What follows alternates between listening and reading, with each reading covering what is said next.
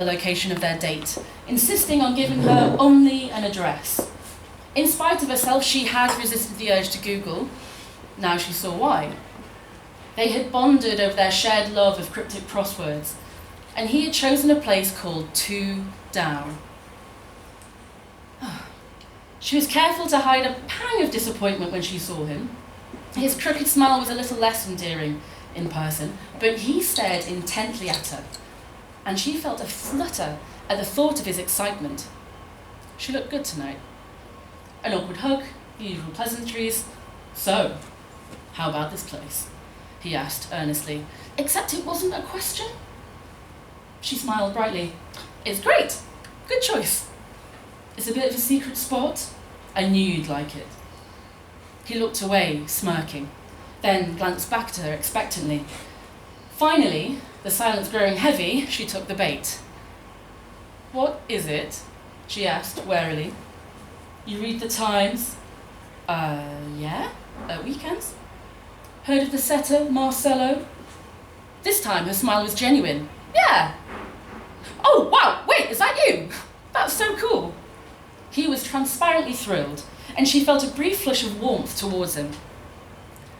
She sipped her drink as he talked about his crossword setting, then he moved on to his other hobbies, his work, friends. She prompted and nodded, prompted and nodded.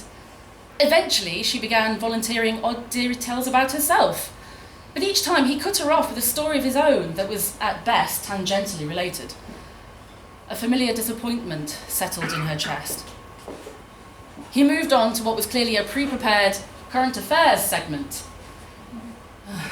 and she began to feel pity. Perhaps he was just nervous, trying too hard. She jumped in a couple of times, agreeing with him on Brexit, the winter fuel allowance, and, in a disorientating diversion, the death penalty.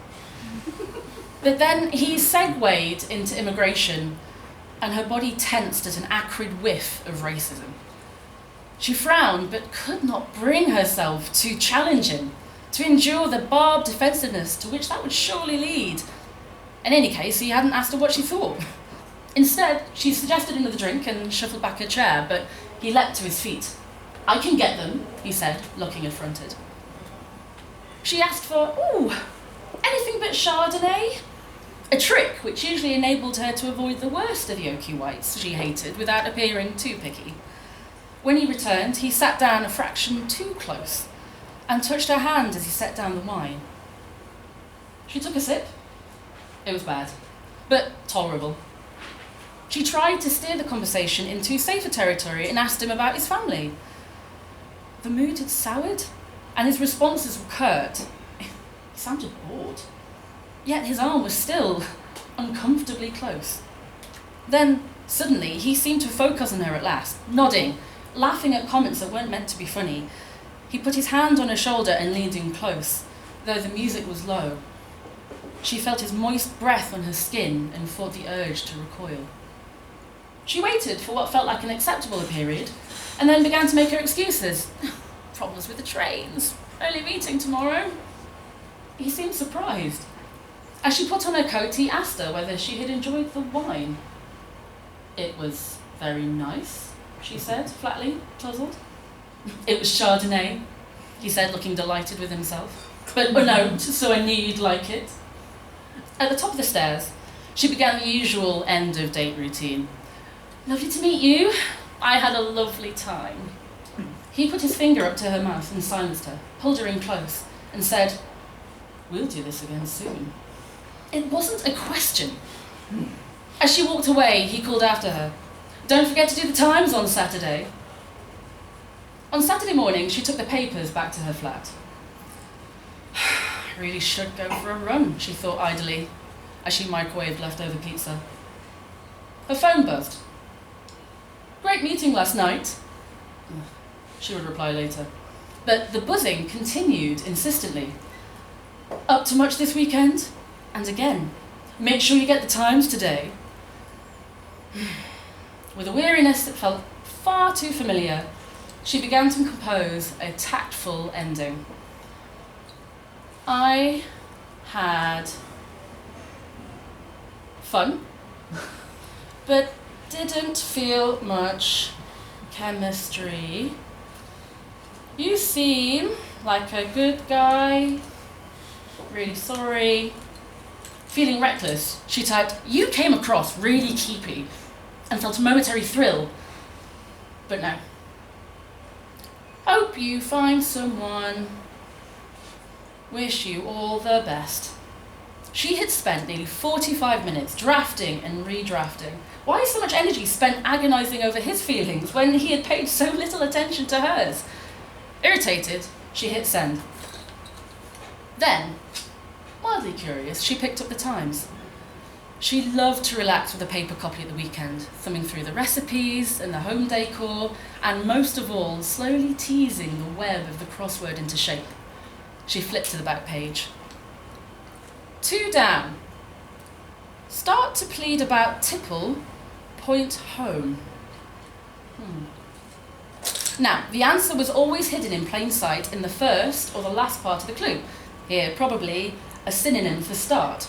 Next, she turned to the wordplay. So tipple could be whiskey, vodka, more likely something short like, gin. Point likely meant one of the points of the compass, so N, S, E, or W, and home was almost always in. That just left to plead, which could be implore or beg. Beg! So the letters B, E, G around the rest of the word, beg. Gin, in, but her phone lit up again. Yeah, I felt the same. Let's be friends though. She filled in the solution. Beginning. Oh. Poor guy. He continued to message. At first she was polite, then gradually more clipped, leaving it longer and longer before replying. Surely he would take the hint. After a while she stopped responding altogether and he eventually went quiet. In his offering the following Saturday, 2 down, was waste. Coincidence, she thought, uneasily. She had a quick stab at the cryptic on the app on Tuesday between bites of a limp prep baguette. Her stomach lurched a little when she saw that it was one of his. 2 down was easy this time. Unfinished. She found herself glancing both ways when she left work that evening. But of course, it was nothing. It was one date, she told herself sternly. He probably hasn't even thought of you. Then again, a few days later, 2 down. Observing. Swatch in green included.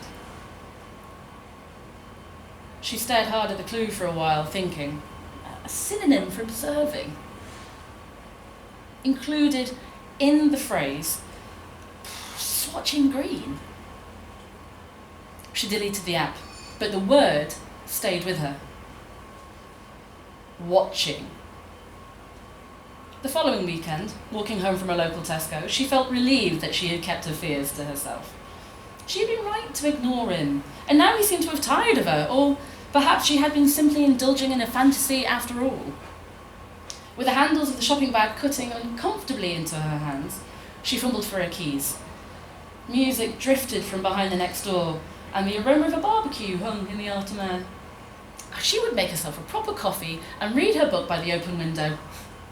But she remembered she'd forgotten to buy milk. A shudder ran through her as she saw the Times on her doormat. Slowly, she set down the bags and picked it up, turning straight to the crossword.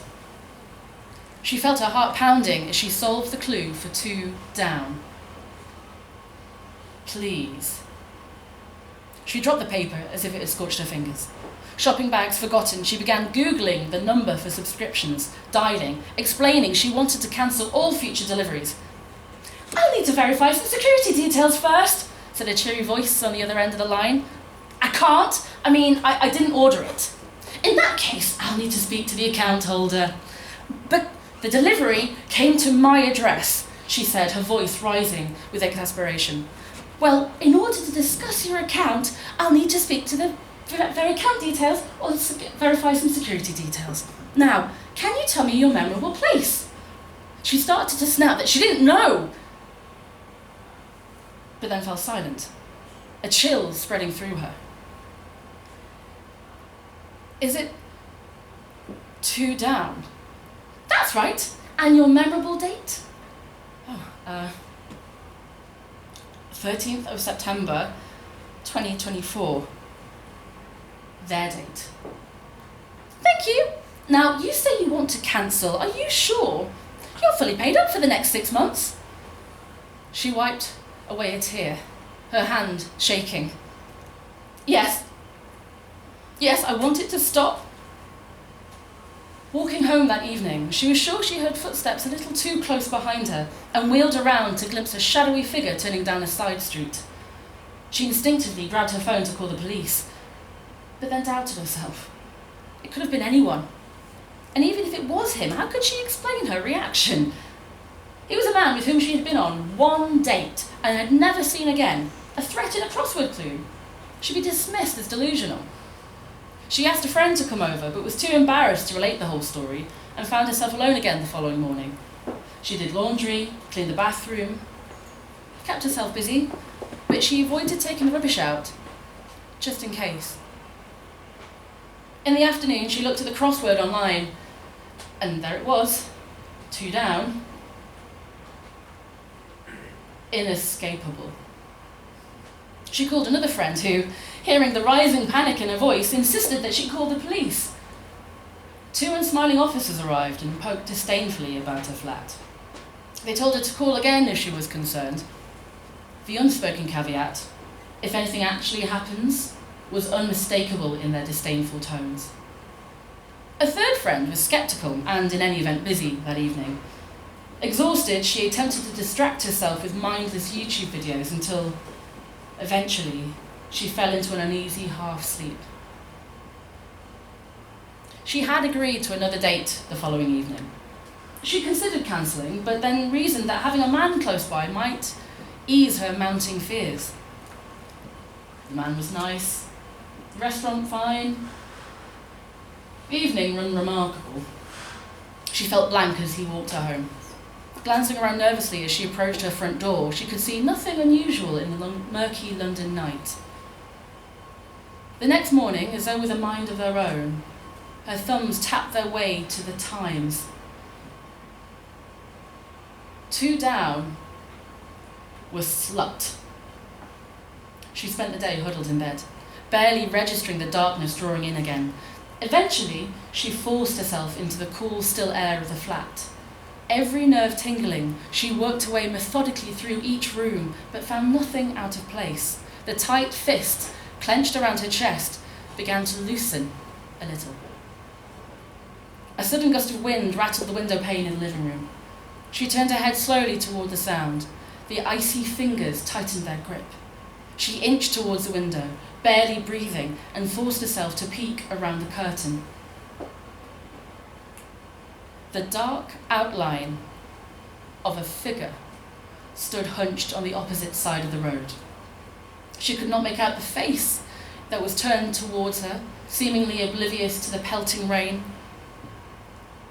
But she knew. 2 down the following day was regret. The word pounded rhythmically in her head all day. I do? Or you will? He was there again that night. She watched him for a long time, afraid to move, as if he might suddenly appear behind her if she glanced away for a second. His face, silhouetted against the black of the pavement, never looked away from her window. The Times hit the mat with a dull thud. She realised as she picked it up gently between one thumb and forefinger and carried it to the kitchen table that she had been waiting for it to arrive. Feeling numb, she turned mechanically to the crossword. 2 down. Setter outside home is explosive. It hovered on the edge of her vision, the words of that clue somehow bolder than those around it, insisting on her attention. Slowly, ominously, she filled in the rest of the puzzle. Forever. Bound. undeniable. Finally, there was nothing left. She felt strangely calm as she placed the letters into the grid. Mine. A floorboard creaked in the hall.